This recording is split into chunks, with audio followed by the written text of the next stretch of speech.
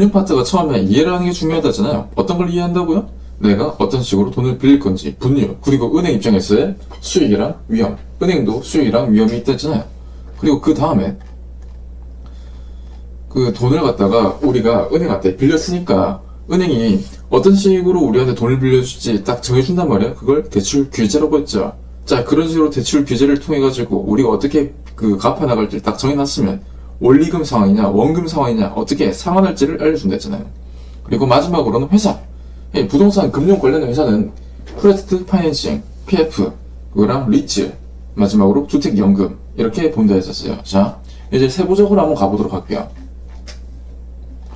자, 부동산 금융 파트 2에 있어가지고 내가 처음에는 남의 돈을 빌리는 거예요. 남의 돈을 빌리는 거를 부채금융이라고 해요. 남의 돈을 빌리는 거를. 자, 그 부채금융에는 채권이라는 게 있고 사채가 있고 대출, 은행에서 빌리는 거죠. 그리고 프로젝트 금융도 이 부채금융에 해당되는 거예요. 결국 남의 돈을 빌리는 거니까.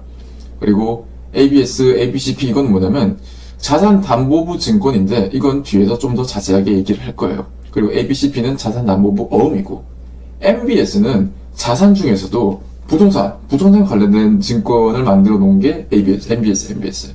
그리고 지분증권은 내 돈이에요, 결론적으로. 내 돈인데 투자를 받는 내 돈인 거지. 그래서 주식이란지 뭐 공모, 증자, 보통주 이런 것들은 전부 다 기본적으로 내 돈을 생각하는 거예요. 우리가 은행에서 우리가 저기 증권사 같은 데 가가지고 주식을 어떤 걸 매입을 하면 그거만큼 지분이 나한테 있는 거란 말이야. 그건 내 거예요, 내 거. 내가 그 회사의 일부를 내가 가지고 있으면서 투자라는 거예요, 투자. 근데 내가 경영을 잘 하지 못하니까 그 회사의 대표자들이, 최고 경영자가 그걸 운영을 하는 거죠, 운영을. 자, 그리고 신디케이션은 뭐냐면 그냥 말 그대로 투자를 같이 하는 거야, 같이 투자라는 걸 신디케이션이라고 하고, 쉽게 말해서. 그리고 조인트 배치는 법인 중에서도 합작법인이라고, 그 법인을 같이 해가지고 뭐 이렇게 한 게 있어요. 그걸 조인트 배치라고 하고, 그냥 리치도 주식이니까 주식이나 결국 내 돈인 거죠, 내 돈. 그리고 매장인 금융이라는 거는 결국 아까 전에 남의 돈을 빌리고 내 돈을 투자 받고 이 시기를 했잖아요. 이걸 좀 반반이라는지 섞을 수 없을까 해서 만들어진 게 매자닌이에요, 매자닌. 그래서 중간적인 성격을 갖고 있는 거예요. 사채랑 주식과 주식의 중간적 성격인 거죠. 봐봐요. 신주 인수권 부사채. 이게 신주 인수권 부사채를 했을 때 말이 너무 어려워가지고 뭐 어떻게 보냐면 신주를 얻을 수 있는 사채예요, 사채. 이게 기본적으로 빌리는 건 내가 사채로 갖고 왔는데 어떤 조건이 되면 내가 그걸 주식으로 바꿀 수도 있어요, 바꿀 수도. 그리고 전환사채, 얘도 마찬가지로. 옛날에 그 삼성 이건희 회장이 그 주식 같은 걸 가져올 때 이 전환사채를 썼던 걸로 좀 유명하긴 하거든요. 그리고 이제 후순위 채권. 얘는 청산할 때 후순위를 받을 수 있는 권리를 갖다 후순위 채권이라고 해요. 자, 매자니는 결국 그래가지고 반반씩 섞여있는 느낌, 반반씩 섞여있는 느낌. 자, 그리고 이제 은행 입장에서의 수익 볼게요, 수익. 그 은행 입장에서의 수익을 좀 더 극대화시키려면 이동화 제도라는 걸 쓰는데, 아까 전에 말했던 것처럼 은행이 어떤 식으로 돈을 번다 했잖아요. 어떤 식으로 돈을 번다 했나요? 은행은 이자 장사한단 말이에요. 얘가 그러다 보니까 어떻게든 얘는 현금 흐름 같은 걸 만들어 놓으면 되게 좋다고. 우리 신용카드 같은 거 혜택을 왜 많이 줄까 보면, 고객님 저희는 뭐 달달이 얼마를 뭐 지원해드립니다. 고객님 저희는 무슨 뭐 매장 뭐 그 쿠폰 같은 거 드려요. 저희는 뭐 휴대폰 가격 공시 뭐 좀 깎아드립니다. 왜 그래, 왜?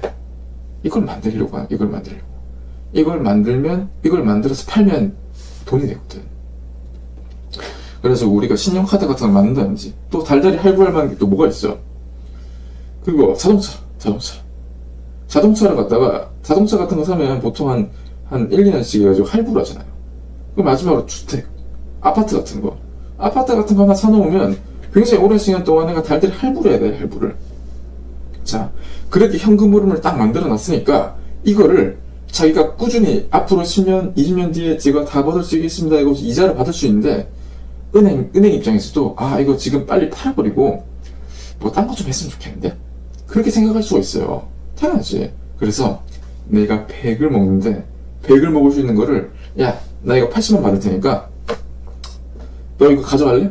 그러면 너 20은 너 가져가는 거야. 단 한 10년, 20년 동안은 네가 가지고 있어야 돼. 그러면 오케이 하고 그걸 또 사가는 거지.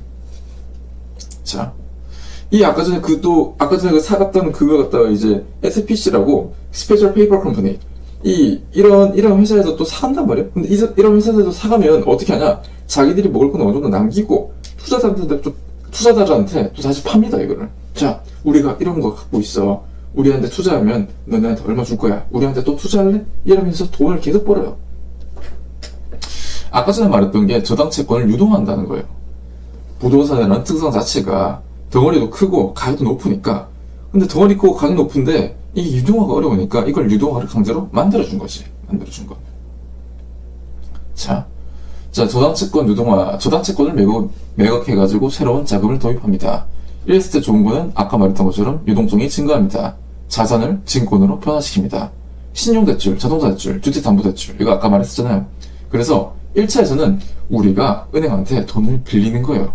저당시장, 차입자, 만약에 우리가 대출기관, 은행한테 돈을 빌리는 걸 1차 시장이라고 하잖아요. 그리고 2차는 아까 전에 그 시장, 대출기관, 은행에서 SPC나 HF, 한국투자금융공사를 한단 말이야. 얘를 통해가지고 우리가 본 그 현금흐름을 팔아서 투자자들한테 다시 또 얘들이 또 투자자들한테 얘 다시 또 이제 선전하라는 거예요. 우리 상품 투자라고. 자, 그랬을 때 기본적으로 제일 큰 거는 ABS를 했잖아요. Asset Backed Security. 이게 자산을 유동화해서 만든 증권이에요. 그래서 아까 말했던 게 신용대출이라든지 자동차대출이라든지 주택담보대출, 이게 여기 다 포함되는 거예요. 그러다 보니까 얘는 기본적으로 기간이 길어요. 길고, 그 수익성 자산, 아까 말했던 신용카드, 자동차, 주택담보, 이거 바탕으로 하는 거지. 그리고 이제 증권이라는 게 뭐냐면, 원래 주식, 채권, 파생상품, 이런 것들인데, 주식이라는 건 쉽게 말해서 내 거예요. 채권이라는 건 내가 남의 돈을 갖다가, 남의 돈, 어찌 보면. 내가 빌린 거니까. 그리고 파생상품이라는 거는 얘를 바탕으로 뭔가 조금 더 다이나믹하게, 좀 더 이것저것 다 쓸 수 있지 않을까 싶어서 어찌 보면 일종의 좀 더 좋게 만들어둔 건데, 사람들이 좀 뭐 좋게 잘 못 쓰긴 하죠. 이거 쓰기도 어렵기도 하고. 그 파생상품 종류는 뭐, 선물, 옵션, 수완, 이런 게 있고. 근데 이 자산 유동화 증권이라는 게 은행 입장에서는 만약에 100을 받아가지고 한 10년 뒤에 내가 받을 100을 그냥 지금 당장 80으로 팔아버린 거잖아요. 근데 이 행동을 계속 하다 보면 거품이 생길 수가 있어요. 거품이. 위험해질 수가 있다고.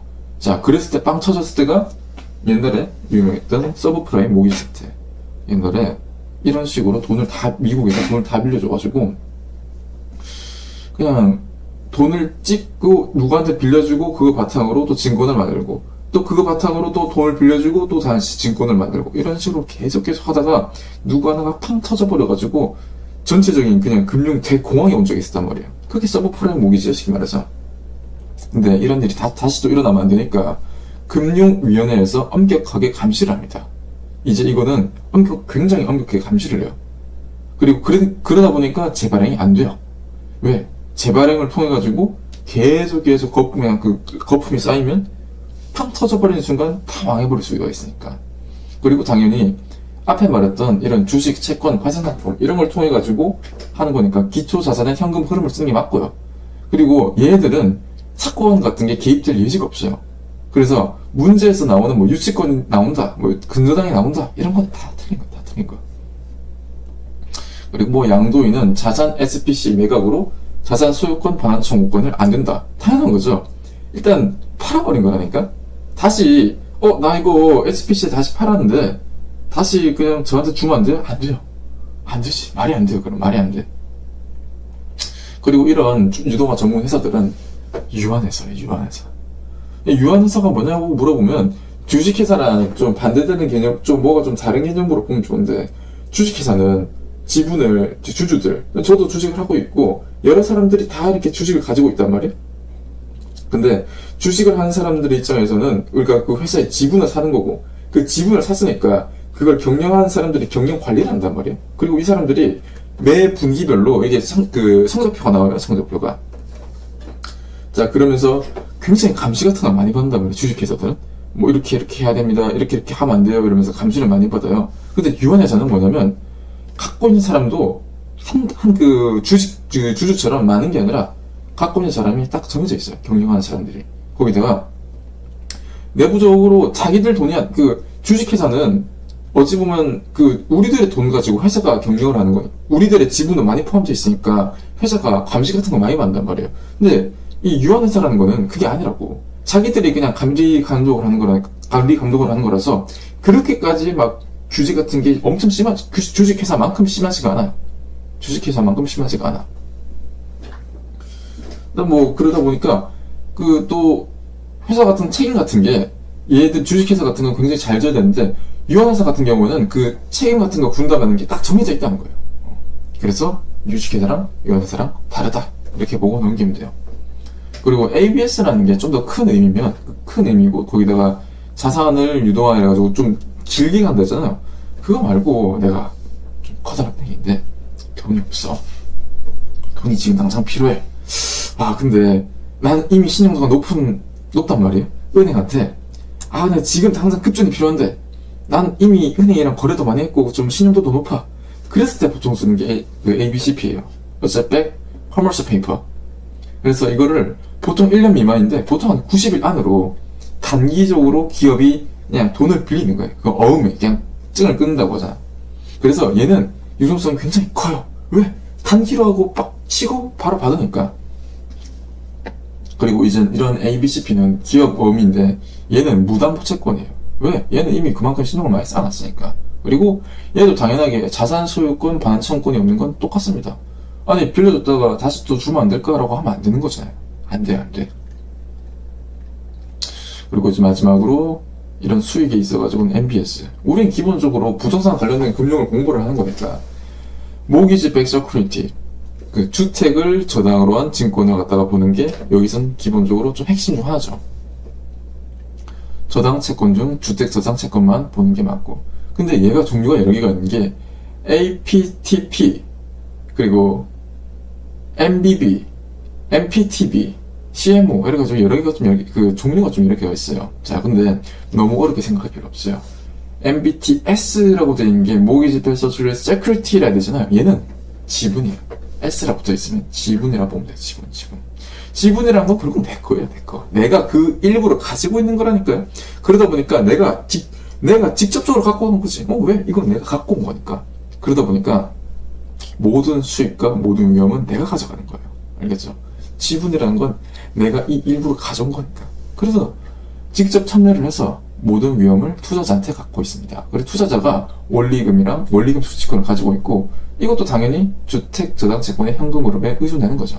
그리고 MBB잖아요. B라는 건 본드, 채권이라 채권.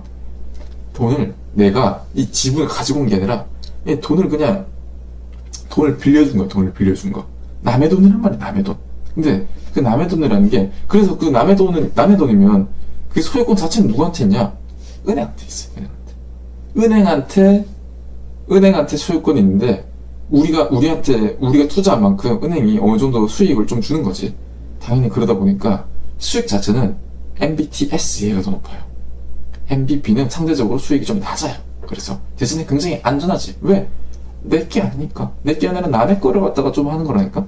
자, 그래서 MBB라는 건 채권형이고, 모든 위험의 발행자는 금융기관, 은행한테 있는 거예요. 은행한테. 그래서 만약에 이걸 운영을 하다가 뭐가 조금 운영을 하는데 문제 같은 게 생긴다? 그러면 은행이 책임져야 돼. 은행이. 발행자가 초과 담보를 제공하는 게 일반적이다. 그게 그치인 거예요. 그리고 MBTS랑 MBTB 이렇게 있는데 나는 이거 말고 조금 좀 중간적이라든지 좀 반만 섞었으면 좋겠는데, 난 이런 거 좀 가져갔으면 좋겠고 이런 거 좀 버렸으면 좋겠는데, 그래서 만들어진 게 MBTB랑 CMO. MBTB는 이게 반반 섞인 건데, 웃긴 게 갖고 있는 건 은행이 갖고 있는 거예요. 은행이 발행자가 소유권을 갖고 있는데, 내가 여기서 원리금을 수취할 수 있는 건 은행, 투자자가 갖고 우리들이 투자하는 우리들이 가지고 올 수 있는 거예요. 당연히 MBTS보다는 수익이 좀 낮겠지. 근데 MBB보다는 수익이 높다니까. 그러니까 이걸 쓰는 거지. 그리고 CMO라는 거는 좀 더 다양한 증권 형태를 만들어 놓은 거예요. 그래서 이걸 이제 다양한 틀어진 증권이라고 하고, 다계층 채권, 현금 흐름을 계층화한다. 여기 다 여러 개를 쪼갰다는 거예요. 여러 개를 쪼갰다는 거.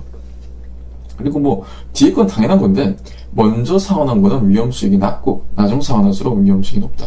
자, 우리는 할인율이라고 먼저 배웠어요. 시간에 대한 고를 해준 거랬잖아요. 근데 상대적으로 그래도 뭐 앞으로 미래는 어떻게 될지 모르니까 다 불안하지. 근데 상대적으로 그게 내일이야. 내일이면 그럼 내일이면 뭐 금방 오는 거니까 위험이 생각보다 좀 줄어든단 말이야. 그리고 저기 앞으로 10년, 20년 이러는 거는 앞으로 그 10년, 20년 사이에 진짜 뭔 일이 터질지, 몇 일이 몇 번에 터질지 몰라요. 그러다 보니까 위험이 높다고 본단 말이야. 내일 일어난 것보다. 그래서 걔네들은 수익을 더 높게 주지. 그 뜻인 거야. 먼저 상환할수록 위험 수익이 낮고, 나중에 상환할수록 위험 수익이 높다. 이러면 끝나는 거야. 자, 이렇게 되면 은행을 이해하는 게 처음에 끝났습니다. 그 다음으로 은행이 있어가지고 수익 파트는 끝난 거지. 그리고 은행이 있어가지고 위험을 볼게요, 위험을. 근데 이 위험을 어떤 의미로 보면 되냐면, 얘는 좀 쉬워요. 은행이 고정금리로 돈을 빌려줬을 때, 은행이 갖고 있는 위험을 보면 되는 거예요. 고정금리? 그냥 고정금리라는 건 꾸준히 도는 거잖아. 자, 봐봐요.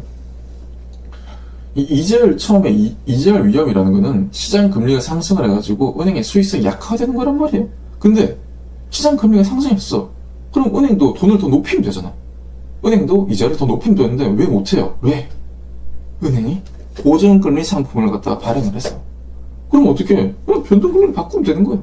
이거 물어보고 싶은 거야. 이거 물어보고 싶은 거야.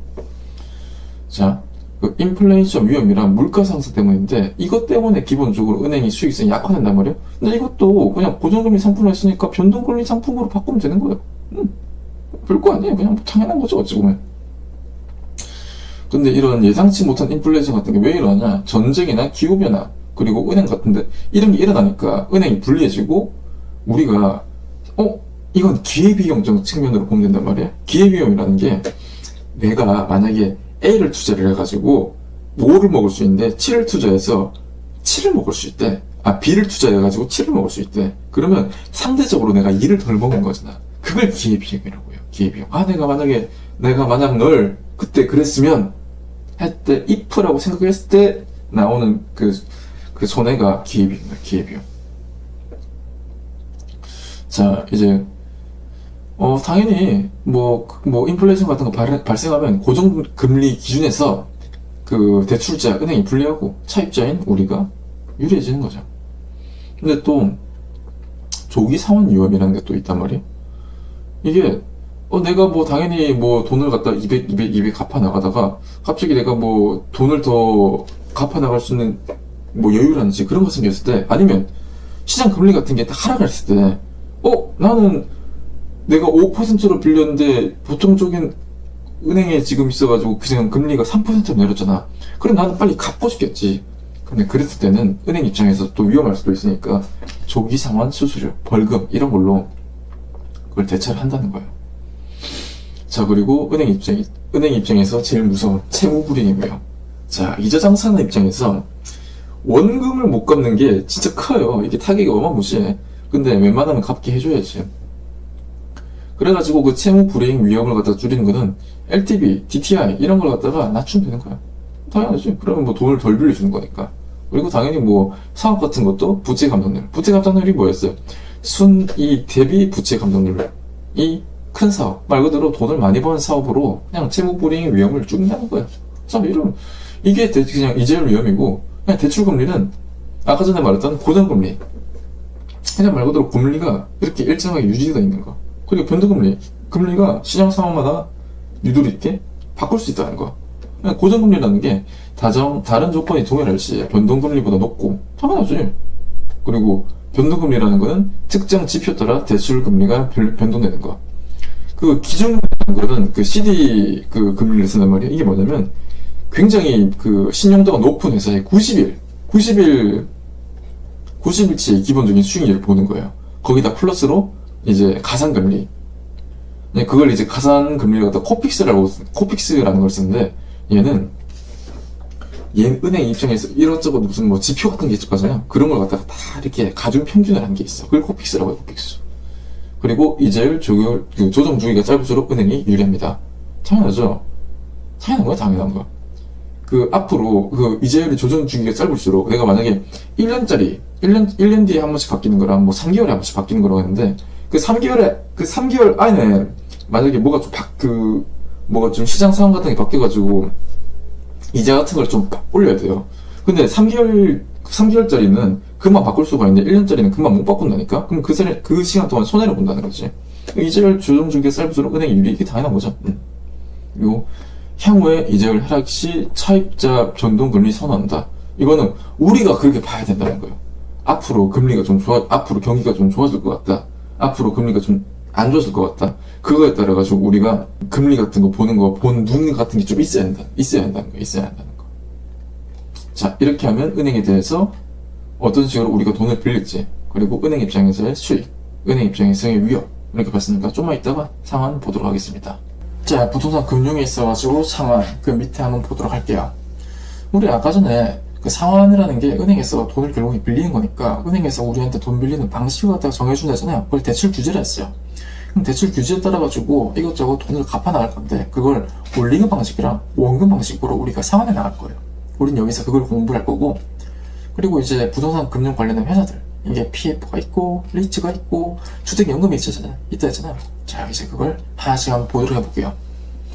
우리 그 대출 규제에 있어가지고는 부동산 가격 기준으로 돈을 빌려줄까?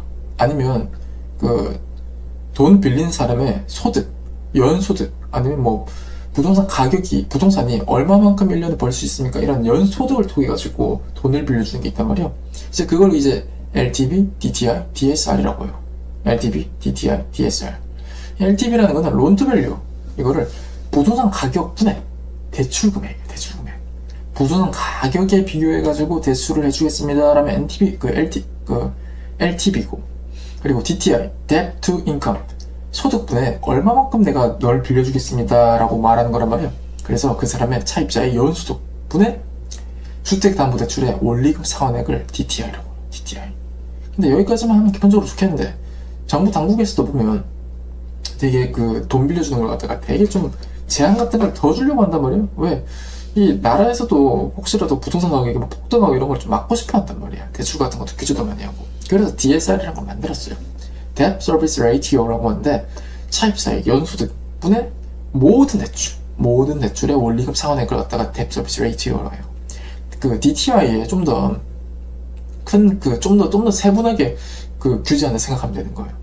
근데 요즘 상황 되게 보면 안 그래도 그 미국에서도 그 빅스텝 0.5 퍼센트를 갖다 금리를 인하시키고 하다 보니까 우리나라도 나중 가면은 금리 같은 걸 좀 낮출 확률이 굉장히 높단 말이에요. 근데 그러다 보니까 이 버블이라든지 아니면 굉장히 불안하는 거야.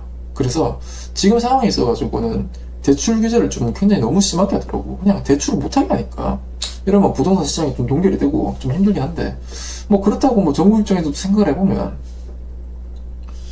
이 부동산 가격 자체를 부동산을 막 계속 막 그 돈을 빌려가지고 아니면 계속 뭐 부동산 살려고 하니까 그게 걱정되긴 하겠지.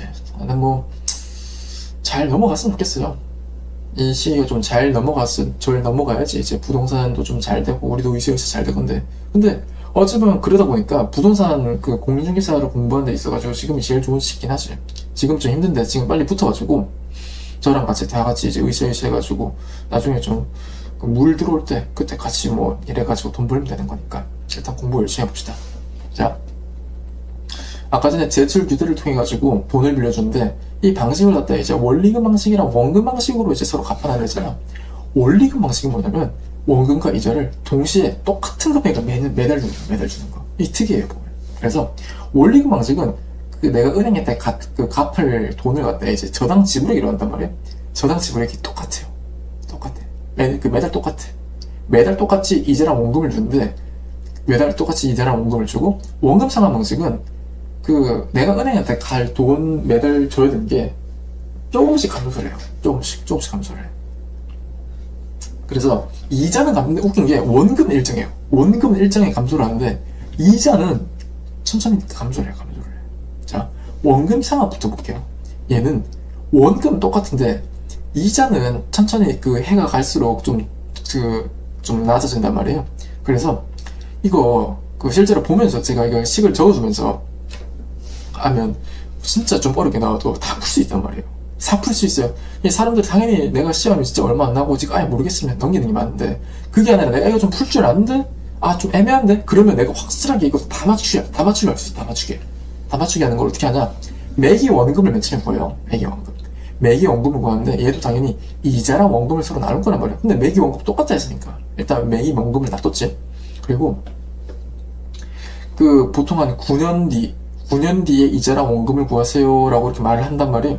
그러면 해당 연도에서 마이너스 1년 차 된 그 원금을 곱해서 그만큼 전체에서 빼주면 내가 그 당시에 내야 될 이자를 갖다가 알려준단 말이에요. 그럼 그 이자랑 원금을 갖다가 합쳐가지고 알려준다는 거예요. 이건 말로 하는 것보다 공식을 적으면서 푸는 게 훨씬 나아요. 문제를 풀면서 이해를 시킬게요. 무조건. 그리고 원리금 상환이라는 거는 얘는 그 저당 지불액이 동일하다 했잖아요. 이자랑 원금이 있는데. 그래서 그 똑같은 저당 지불액을 처음에 매기 원리금을 구해보는 거예요. 근데 얘도 아까 전에 이자랑 원금이라 했잖아요. 이자랑 원금을 적고 잔금 비율이라는 식을 쓸 거예요. 잔금 비율. 상환 비율이라는 게 있고 잔금 비율이라는 게 있는데 상환 비율이라는 거는 내가 얼마큼 갚아 나갔습니다 라고 하는 거고 잔금 비율이라는 건 내가 이만큼 남았습니다 라고 하는 거란 말이에요. 식이 좀 복잡하긴 한데 이 식 복잡한 걸 갖다가 내가 이해를 시켜줄게. 이해를 시켜주는데 대신 이게 머릿속에 들어가면 진짜 싹 다 풀 수 있단 말이야. 싹 다 풀 수 있어. 밑에는 그 해당 이자분의 전체적으로 내가 갚아야 될 금액 빼기 1. 위에는 내가 그만큼 그 갚은 내가 이때까지 지난 연도만큼의 마이너스 1. 그리고 이제 지난 연도에서 마이너스 1만큼 또 해줘야 된단 말이야. 그거 하고 난 다음에 그 전체에서 그 내가 원리금에 전체에 있는 원리금에서 그 내가 그 대출해서 내가 아까 전에 썼던 그 공식을 통해 가지고 그 잔금을 빼줘요. 그럼 남은 게 나온단 말이야. 남은 게 나온단 말이야. 곱하면 남은 게 나와요. 남은 게 나와. 그 남은 게 남은 거 해가지고 이자랑 원금을 또 곱해주면 돼요. 그러면 진짜 싹 다 풀려요. 싹 다 풀려. 그래가지고 원리금 원금은 디테일한 그림을 통해 가지고 또 문제를 풀면서 하는 걸로 좀 이해하기로 했고 원리금 원금 방식 말고도 이제 체증식 방식이라는 게 있단 말이에요. 얘는 이건 굉장히 좀 쉽게 나와. 기초에 맨 처음에 그 원금이란지 은행에서 갚아나가야 되는 저당 지불액이 큰 거는 원금 상환 방식이 굉장히 큽니다. 제일 큽니다. 원리금은 일정하다잖아요. 체증식이라는 거는 처음에 많이 안 내고 갈수록 많이 내야 돼. 그래가지고 전체적으로 봤을 때 전체적으로는 이 누적 때는 내가 은행에 갚아내는 이자는 누가 제일 큽니까? 라고 하면 아까 전에 말했던 이 공식을 그대로 뒤집으면 돼요. 원금, 원리금, 체증식을 그대로 뒤집으면 체증식이 제일 크고 그 다음 원리금이고 원금이 결론적으로 봤을 때는 같은 돈을 빌렸을 때 같은 이자로 해가지고 같은 연도에 대해서 돈을 빌렸을 때 다른 방식에 비해가지고 상환할 게 제일 적어요. 그리고 전체적인 원금은 그 이자도 못 갚는 상황이 아니면 다 똑같습니다. 그걸 이제 이자도 못 갚는 상황을 이제 부의 상환이라고 하는데 부의 상환이 없으면 전체적인 누적 원금은 같습니다라고 이게 뭔 소리냐면 우리 기본적으로 돈을 갚아 나갈 때 원금이랑 이자를 둘 다 갚아 나가야 되잖아요. 근데 최악의 경우에는 이자만 다 갚을 수가 있어요. 근데 이자도 못 갚는 경우가 있어. 그러니까 큰일 난 거지. 그러면 이자도 못 갚는 경우가 있는데 이자도 못 갚는 경우에는 원금이 불어날 수가 있어요. 이제 그걸 이제 원금이 불어나는 걸 이제 부의 상환이라고 하는데 전체적인 누적적인 원금은 당연히 내가 싹 다 갚을 수 있는 부의 상환이 없으면 모두 똑같죠. 자, 이렇게 돼가지고 상환 방식은 끝이 나요. 그리고 부동산 관련된 금융회사들 PF가 있고 리츠가 있고 주택연금이 되잖아요. 자, 우리 보통 PF는 머리가 되게 똑똑한, 되게 좀 이 사업 안목이 되게 있는 사람들이 여기에 어떤 뭐 주택 부지라든지 뭐 상가 부지라든지 커다란 대규모 뭐 대단지 같은 거 조성하면 참 잘 될 것 같아. 내가 10억 있어. 근데 이거 좀 돈이 부족해. 근처에 있는 사람들한테 이런 딱 좋은 계획을 내줘가지고 싹 다 꼬드긴단 말이에요.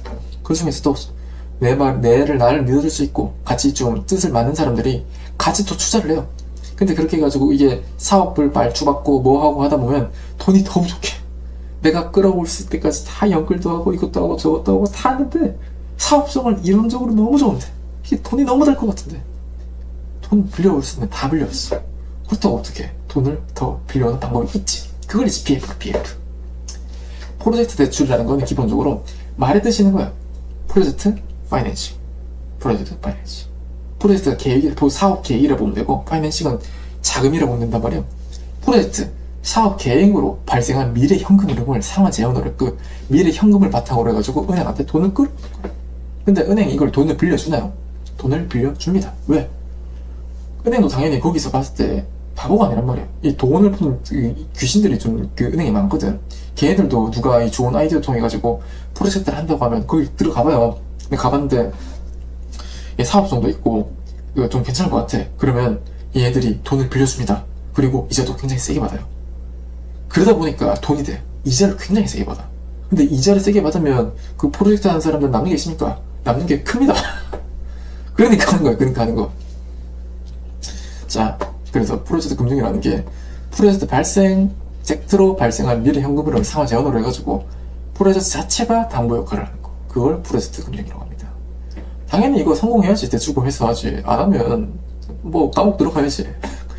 뭐 그 합니다. 그 보면 뭐 이게 사업이 좀 커지고 하다 보면 진짜 감옥 정할 사람을 뭐 좀 정하기도 하고 막 그렇다고 한다고 해요. 뭐 직접 제가 본 적은 없지만. 그리고 이게 굉장히 여러 사람들이 달라붙죠. 돈이 될 거 알고 거기다가 혼자서 잘 못하니까. 애초에 돈이 내가 너무 많아가지고 내가 혼자서 이걸 다 깔 수 있었으면 프로젝트를 안 했겠지. 다수의 이해관계자, 은행, 투자자, 시공사, 운영사 얘네들이 다 달라붙습니다. 다 달라붙고 당연히 그 프로젝트도 리스크가 있어요. 리스크가 위험이란 말이에요. 이 사업도 위험이 있다는 거, 위험이. 그리고 이게 앞으로 돈이 될 건지, 그리고 만드는 데 있어가지고 뭐 문제 같은 게 없는지, 그리고 이걸 나중에 또 뭐 운영 관리하는 데 있어가지고 문제가 없는지, 이런 건 문제가 생기는 거지. 당연히 문제가 생기는 거지. 그리고 초기 자금이 낮고 대규모가 가능합니다. 그러니까 이걸 쓴다는 거. 그래서 PF를 쓴다는 거야. PF는 무조건 초기 자금이 좀 낮아요. 상대적으로. 상대적으로 낮은 거, 상대적으로. 다만 이제 그만큼 복잡하고 장기인 거죠, 장기. 그리고 이제 만약에 사업이 좀 잘 안 됐어. 그러면 안 되겠지만, 그러면 누가 책임을 져야 되잖아요. 그러면 사업에 있을 대빵 사장이 책임을 져야 되는데, 야, 너 지금 이 사업 잘못해가지고 1,000억을 네가 다 물어내. 그러면 너무 억울하잖아요. 당연히 잘했어. 그러니까 당연히 뭐 얘가 나쁜 짓을 해가지고 그러면 안 되는데, 얘가 진짜 열심히 잘했는데도 좀 그럴 수가 있어. 그럴 수가 있지. 근데 그랬을 때 사업주한테 모든 걸 다 책임을 전가하기엔 좀 억울하잖아요, 얘도. 그랬을 때, 야, 너 그래도 이만큼씩 잘했으니까 너한테 책임을 묻지 않을게. 그걸 이제 비소구라고 해요, 비소구. 그래서 비소구라는 게 사업주한테 담보 책임을 묻지 않는 거. 다 묻는 건 좀 그렇고, 야, 전체 네 1,000억 중에서 100억은 네가 물어내라. 그걸 제한적 소구라고 해요. 제한적 소구. 제한적 소구라는 게 그래서 일정 범위 내에서만 담보 책임을 묻는 거. 그리고 이제 대출을 끌어올고 방금 다 끌어왔잖아요. 다 끌어왔으니까 얘는 계좌를 좀 따로 써요. 그거를 이제 부외 금융 효과라고 한단 말이에요. 우리 은행에서 빌릴 수 있는 그 장부 외적으로 돈을 더 빌릴 수 있는 효과니까 그 부외 금융 효과라고 하고, 보통 에스크로 계좌라는 거는 우리 중고나라 같은 거 하면 중고페이, 당근페이 이런 게 있어요. 직접적으로 서로 돈을 갖다 주고받는 게 아니라 중간에 있는 그 중간 기관한테 예치를 하고, 어떤 조건이 완수되면 중간 기관에서 이제 다음 기관으로 그 상대방한테 돈 주는 그거 에스크로 계좌라고 한단 말이에요.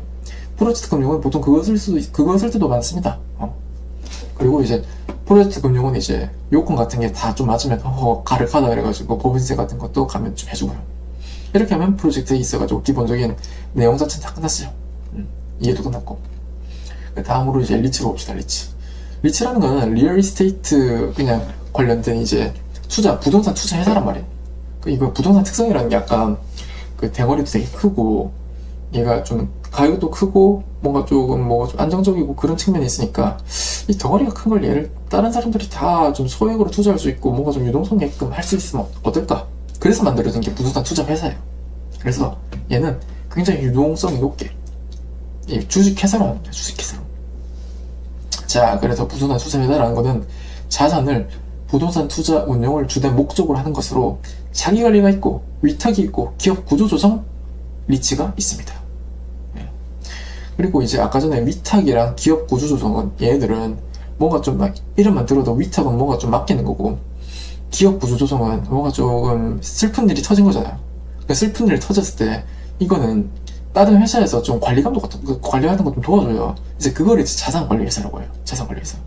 위탁관리 기업 구조조정 회사의 위탁을 받아가지고 자산의 투자 운용 업무 수행 자기자본, 자산의 투자 운용 업무 수행을 하는 곳을 이제 자산관리회사라고 해요. 자산관리회사. 자기관리회사랑 좀 달라요. 알겠죠? 그리고 자기자본, 보통의 자산관리회사는 자기 예보는 70억이 있어야 되고 전문 인력은 한 5명 정도 더 붙어야 돼요. 아까 전에 말했던 자기관리, 위탁, 기업구조 얘네들이 공통점이 뭐냐면 주식회사라는 거예요. 주식회사. 그 위에서 말했던 그 ABCP 이런 애들은 SPC라는 이제 한국금융투자위원 그 금융회사 이런 애들은 이제 유한회사고, 아니 SPC만 유한회사고. 그리고 그 현물 출자로 설립이 안 된다. 현물 출자가 뭐냐면 아까 전에 그 처음에 한 나중에 보면 70억 필요하고 한 5억 필요하고 하단 말이에요. 그거를 부동산 가격으로는 설립이 안 된다는 거예요. 현물 출자라는 거는 그 돈이 아니라 부동산 같은 현물이 있는 가치가 있는 그런 물건들을 가지고 설립을 하는 건 현물 투자라고 하는데 그게 안 돼요. 왜요? 투자자의 권리 보호 때문에 그래요. 투자자의 권리 보호랑 현물 투자라는 게 지금 뭔가 관계인데요. 부동산이라는 것도 결국 뭐 상대적으로 안정적이긴 하지만 이 가격이 들쭉날쭉 좀 할 수 있잖아요. 그러다 보면 이 투자를 하는 사람들이 있어가지고 그 좀 되게 가격이 자기가 투자한 만큼 그 왔다 갔다 가격도 왔다 갔다 그럴 수가 있고 그 투자자 보호가 좀 상대적으로 힘들다는 거예요.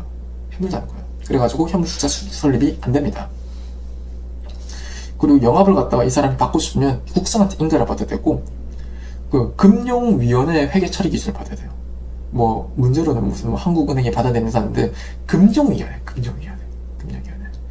그리고 이 사람들은 그 보통 주식 회사라는 거는 그 우리 같은 사람들이 거기에 그냥 주식에서 투자를 하고 최고 경영자, 그 경영을 좀 잘하는, 우리가 뭐 경영을 잘 할 수도 있겠지만 전문적인 그 경영 트레이닝을 받은 그런 사람들이 이제 운용을 한단 말이에요. 그걸 걔네들이 이제 CEO, 뭐 치프 익스큐티브 뭐 오퍼레이션 해가지고 이제 CEO라고 하는데 그 사람들이 이제 운용을 하잖아요. 근데 그 경영을 갖다가 그런 사람들이 하면 뭐 그들은 똑똑한 사람이 해야지. 똑똑한 사람이 해야 되는데 잘 알지도 못하는 사람들이 막 그 주식을 많이 갖고 있어가지고 막 이렇게 해라 저렇게 해라 하면 사공이 많아지면 회사는 힘들어집니다. 그래서 그 의결권 있는 주식은 10% 초과가 안 돼요. 왜? 그런 경영권 집중하는 걸 방지하기 위해서. 그 사람들이 뭐 이래라 저래라 해가지고 그런 거 집중 방지하기 위해 가지고 의결권 있는 주식은 10% 초과가 안 돼요. 안 돼요. 그리고 이런 그 주식회사들은 2년 이내에 주식 총수의 30% 이상은 일반 청약을 위해서 제공을 해야 되고요. 이건 뭐 법칙이라서 어쩔 수 없어요. 그리고 주주 1위는 발행 주식 총수의 50%는 초과 소용 못합니다. 왜? 독점방지고 이제 기존에 있던 차입금, 그 사채 상환이 해가지고 자금 차입 시에 사채 반환 가능한 거예요. 그냥 뭐 그 기존에 있던 돈 같은 게 좀 더 필요하고 하면 그냥 뭐 자금 차입을 해가지고 주식회사니까 그냥 할 수 있는 특징인 거예요. 이거 주식회사니까 할 수 있는 특징. 자, 그랬을 때 그 얘는 전체적으로 이제 아까 말했던 자기관리, 위탁관리, 기업구조조정 이런 공통점이란 말이에요. 그럼 차이점을 볼까? 차이점. 뭔가 좀 자기관리랑 기업구조조정이랑 느낌이 좀 다르다잖아요. 자기관리부터 볼게요. 얘는 뭔가 좀 느낌부터가 뭔가 이제 막 시작해가지고 돈을 갖다가 벌 것 같잖아요. 그래서 처음에 설립하는데 5억 필요합니다. 5억 필요하고 6개월 뒤에는 최저 70억을 전체적으로 갖고 있어야 돼요. 그리고 전체 자산의 70%는 부동산, 80%는 부동산 관련된 증권, 현금, 현금 이런 걸 갖고 있어야 돼요. 현금 이런 걸 갖고 있어야 돼요. 그리고 이제 아까 전에 그럼 70%가 부동산이니까 나머지 10%가 부동산 관련된 증권이라든지 현금 이런 게 있겠네. 그리고 수익의 90% 이상은 주주한테 배상을 해야 돼요. 현금의 수익의 90% 이상. 그래가지고 이 리츠 회사를 갖다가 나중에 뭐 알아볼 사람들을 보면 굉장히 수익률이 높습니다. 배당률이 되게 높긴 해요, 이게. 그리고 한 5년, 그 공인중개사나 감정평가사나 한 5년 정도 그 영업을 한 사람들은, 일을 한 사람들은 여기 뭐 들어갈 수가 있고, 이 10일 내로 그 설립보고서를 만들어가지고 국장한테 내야 돼요. 이거를 갖다가 이제 자기관리 회사를 갖다가 이게 만들고 싶으면 10일 내에 설립보고서를 만들어서 국토교통부 장관한테 주는 식으로. 그리고 자기관리가 있으니까 위탁관리, 기업구조조정 이런 회사가 있다 했잖아요. 얘는 상대적으로는 뭔가 좀 뭐 열심히 하려는 것보단 조금 안정적이고 아니면 조금 이제 세태하는 그런 느낌. 그래서 명목형, 이 이름만 회사인가 그냥 이름만 회사인 경우도 좀 있어요. 그리고 얘네들은 규모가 좀 작아가지고 본점이 아니면 그 새로운 지점 같은 걸 더 못 만들어. 그리고 이제 그러다 보니까 그 사람들도 더 많이 못 뽑는단 말이에요. 상근 이름을 둘 수가 없어요. 그래서 위탁관리, 기업구조조정 관련된 건데 뭔가 인원 관련된 뭐 사람을 더 뽑아야 됩니다. 아니면 사람한테 규율 같은 거 해야 됩니다. 그러면 다 틀린 거야. 그리고 설립하는 데 있어서 3억 필요하고 얘도 그 국토교통부장한테 등록을 해야 돼요. 그리고 설립은 처음에 3억인데 6개월 뒤에 최저 자본금은 그 자기 걸리면 70억이었었는데 얘는 50억. 이렇게 하면 전체적으로 리츠가 끝이 납니다. 자, 마지막 주택연금이에요. 주택연금. 얘는 좀 복지적인 측면인데 일단 뭐 이해만 기본적으로 알면 그 넘어가도 충분해요. 보통 이제 주택연금이라는 게 그 어르신들이 그 나이도 있고 하다 보는데 뭐 부동산은 가지고 있고 근데 이게 뭐 수익이 막 완전 다 잘 나는 것도 아니고 이랬을 때 좀 복지적인 형태로 국가에서 좀 도와주는 제도란 말이에요. 어르신들이 주택담보생활비를 지급하기 위해 가지고 만 55세 이상 그 부부 기준으로 한 주택을 갖고 있으면 아니면 그 주택을 여러 개를 갖고 있는데 9억 이하로 갖고 있으면 이걸 신청할 수 있습니다. 신청할 수 있어요. 그리고 이제 그 대상은 어떤 주택이 되냐면 지방자치단체에 신고된 노인주택이나 주거 목적인 오피스텔이 돼요. 지자체에 신고가 안 돼 있던 거 아니면 주거 목적 오피스텔이 아니면 안 됩니다. 상업용 1호 안 되고 주거 목적이 주거 목적. 그리고 얘네들도 이제 종신형이라는 게 있고 확정기간형이라는 게 있는데 말 그대로 종신형은 끝까지 간다는, 끝까지 평생 간다는 거고 확정형은 뭐 30년, 40년 이렇게 간다는 거예요. 자, 보통 이제 주택연금을 해가지고 그렇게 보고 있잖아요. 우리 집 주택이 10억인데 그 제가 이때까지 타먹은 거는 5억이에요. 그럼 나머지 5억은 국가가 꿀꺽 하는 건가요? 아니에요. 그거는 상속인한테 가져가요. 상속인들이 가져가요. 그래서 주택 가격이 대출 잔액보다 크면 상속인이 가져가고, 만약에 내가 한 10억짜리인데 주택연금으로 한 12억을 받아냈어. 그러면 2억만큼 적어둬야 돼요? 아니요. 그것만큼 정부가 가져갑니다. 정부가 그 부담을 합니다. 그래서 주택 가격이 대출 잔액보다 작으면 그 나머지 부분에 있어가지고 정부가 다 부담을 해요. 그게 주택연금이에요. 주택연금. 자, 이런 식으로 해가지고 전체적인 상환 그리고 회사 이게 끝났고 좀만 쉬었다 이제 개발 한번 보도록 하겠습니다.